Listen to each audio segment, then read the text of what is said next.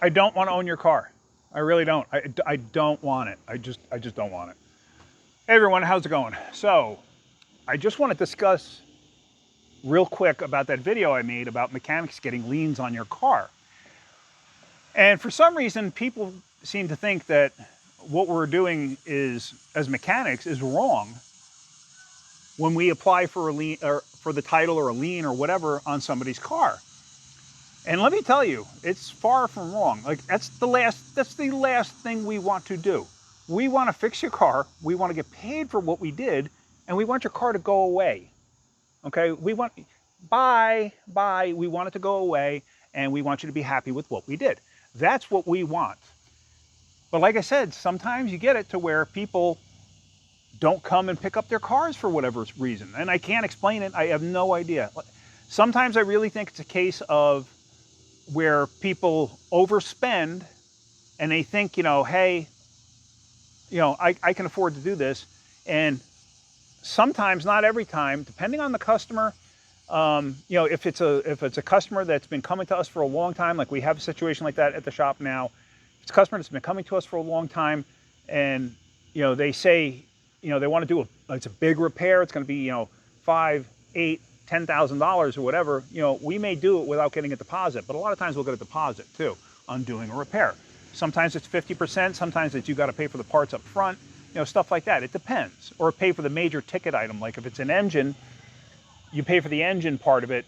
Anything else that goes along with it, we'll pay for it while we're going along, and then you pay for the final part of it. So, like I said, the last thing we want to do is own your car, because that's just a hassle. Another thing too is people seem to think, oh, well, hey, you're going to get a car out of it. Okay, well, you know what? A customer just paid us $3,000 to put that transmission in that Suburban, but the grand total on that bill is $8,000. The Suburban's probably worth $6,500. Okay, so in the end, what'll happen is, if we get the title for that thing, if it comes down to that, like if we can't get a hold of this customer, if it comes down to that, the customer doesn't want the vehicle, we lose money. We don't want the car. We don't want to go through the hassle. You got to remember something. The office time, the paperwork, the processing fees, everything else, just the fees themselves will run about $500. Okay? So when all is said and done, what'd you do? You spent another $1,000 on the vehicle. So now you're up to $9,000. Customer paid $3,000, so now you got $6,000 on a car that's worth $6,000 if you're lucky. So who wins? Nobody wins. Everybody loses. It's a very rare occasion where you do okay. Like I said, it's the last thing I want to do.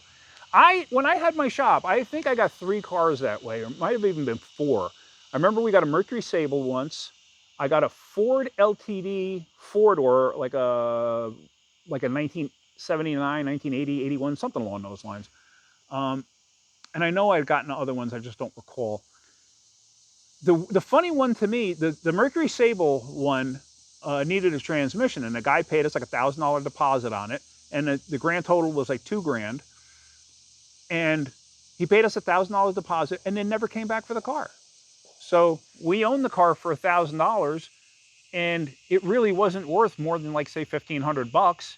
So after all was said and done, my partner at the shop, he took the car. He paid the bill.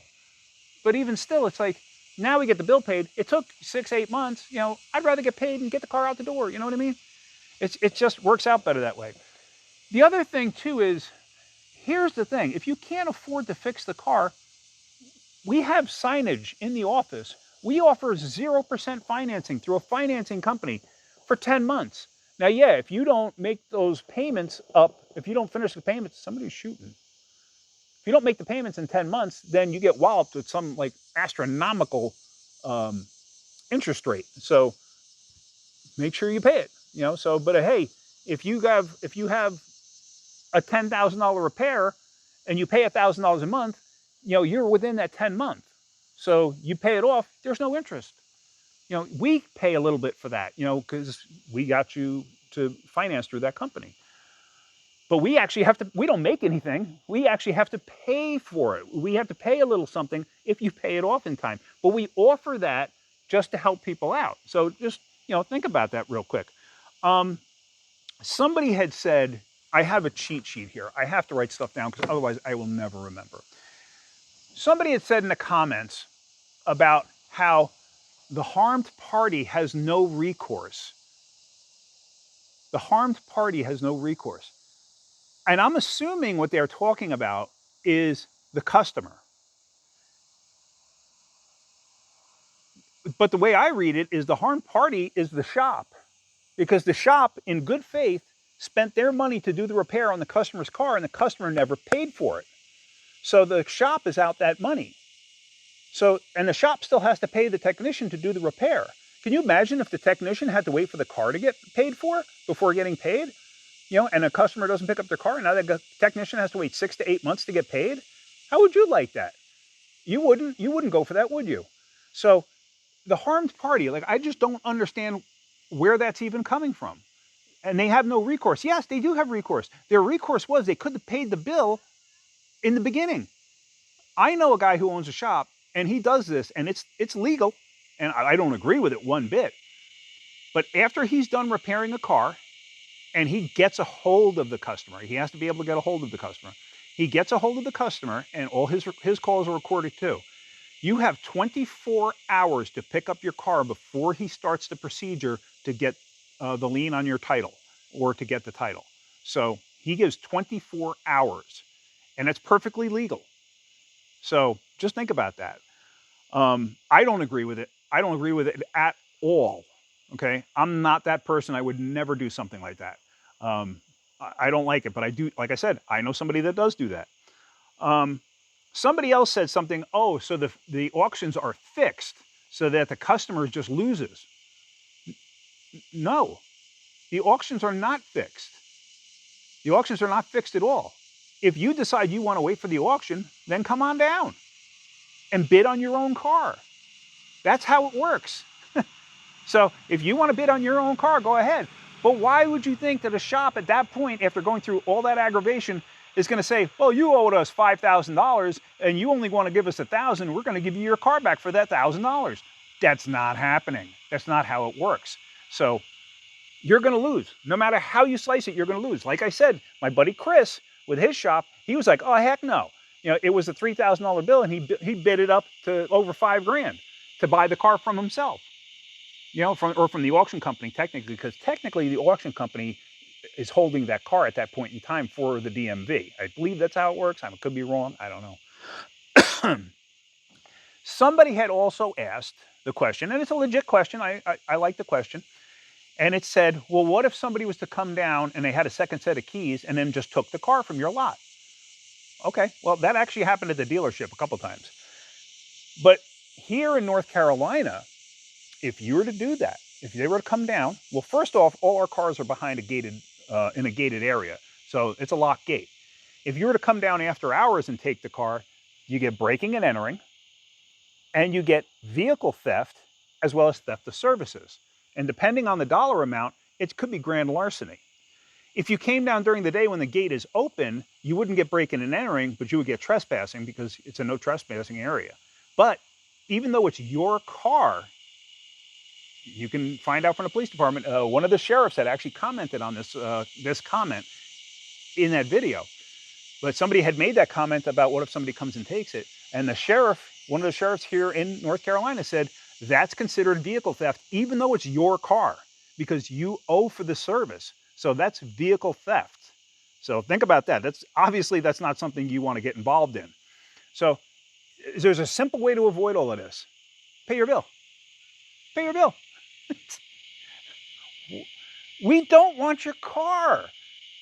We want to fix it. We want to give it back to you. We want you to be happy and go to work, go to your vacation, go home, go to your bingo, whatever you're going to do.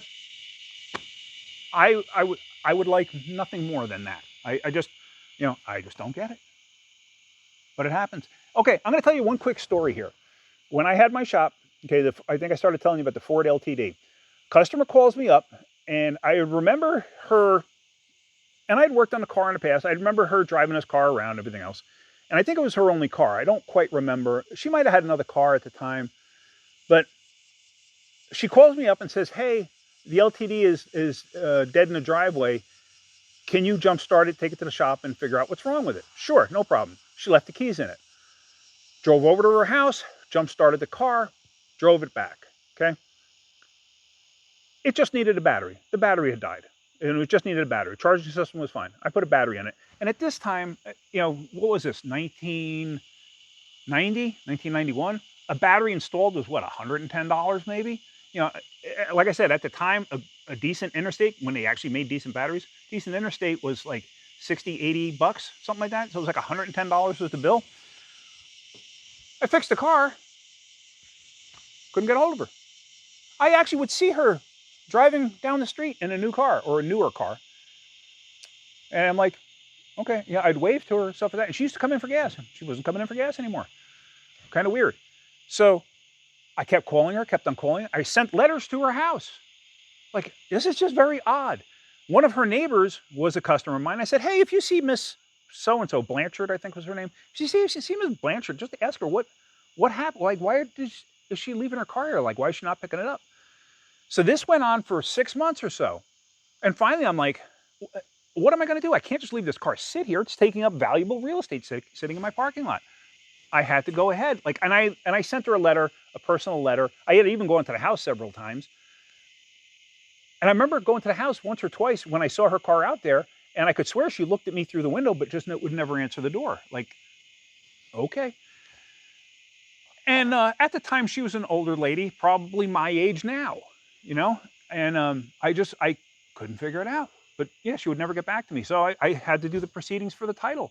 So I did that, and I got the car for basically what, it cost me the $110 plus my road service, whatever. I don't even think I charged her for the road service. You know what I mean? I was just doing it to be like neighborly. And the weird thing is, immediately after I got the title for that car, she started coming in and getting gas again. Never said a word about the car. Never said another word to me about it. I don't know. So like, I don't know. Just weird. Anyway, interesting stories. Like I said, I got a million stories. So anyway, that's it. I hope you're getting something out of my videos. If you are, hit that like button. If you could, please subscribe. If you look down below in the description area, you'll see I have links to Amazon products that I personally use. You see me use them. If you could give them a click, I'd really appreciate it. It shows I get traffic. If you buy something, even better. I do make a very small percentage. It's like 1 to 2% depending on the product. That's it. So I'm not asking you to buy anything, but if you do, thank you. All right, guys, I hope you have a great day. It's almost night here. So I hope you have a great night. Keep wrenching.